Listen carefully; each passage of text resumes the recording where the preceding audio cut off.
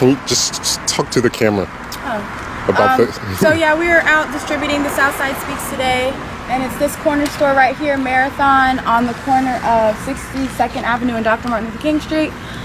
They called the police on us saying that we were loitering while we were just trying to distribute the newspaper out. So this is the need for reparations and economic development in the Black community so that we can own and control, you know, even the affairs in our own community, because the petty merchants here that exist in our community can call the police on us, you know, and wield power of the state. This isn't their land. They are. She called the police. She lied on us, said we were in her store distributing the newspaper, and then she called the police, which we know is life or death for the for Black people. So, this is just another attack on our community. This is why we need reparations and economic development.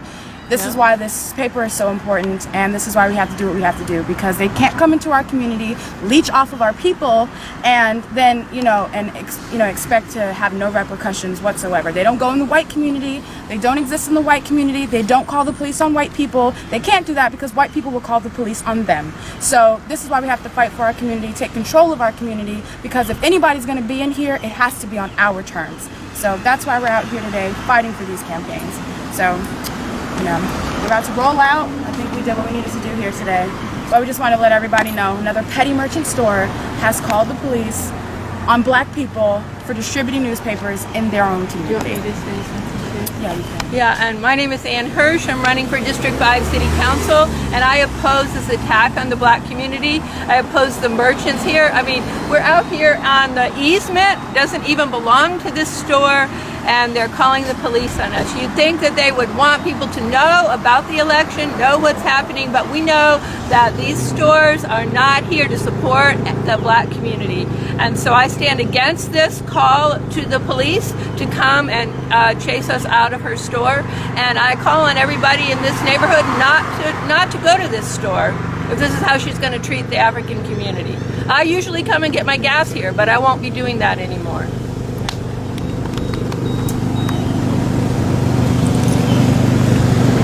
We've heard much on reparations. What exactly do you mean by reparations?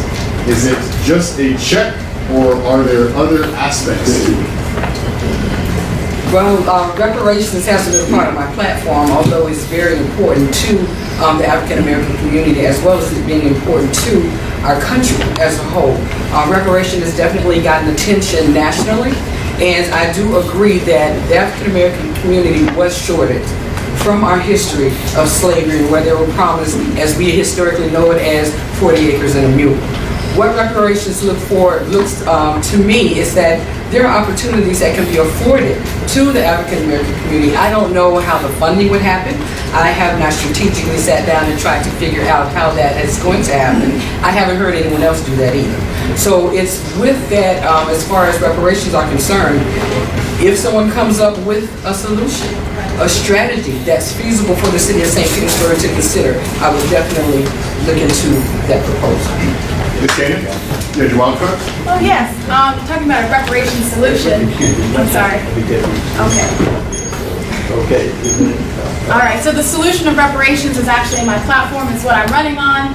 And the question of reparations is easy. It's not something that's, mystical and up in the air. It's something practical that can happen, and St. Pete can be the first city to do it. It first looks like the 85 acres of land under the dome that was built, used to destroy a Black community, that land go into a reparations land trust where the Black community will determine what kind of economic institutions, creating an abundance of affordable housing, and that is reparations. It looks like mass infusion of capital into the Black community to help existing Black businesses and to create new Black businesses. And that's what it looks like. It's a long-term solution to bridge the economic gap between the white community and the Black community, to create a situation where everyone can prosper, no one at the expense of anybody else. And it's going to come from a city budget that exists as a consequence of exploiting and stealing Black labor in order for it to have an economy in the first place. So that's where reparations is going to come from. That's what it's going to look like, and it's a positive vision for our future in St. Pete.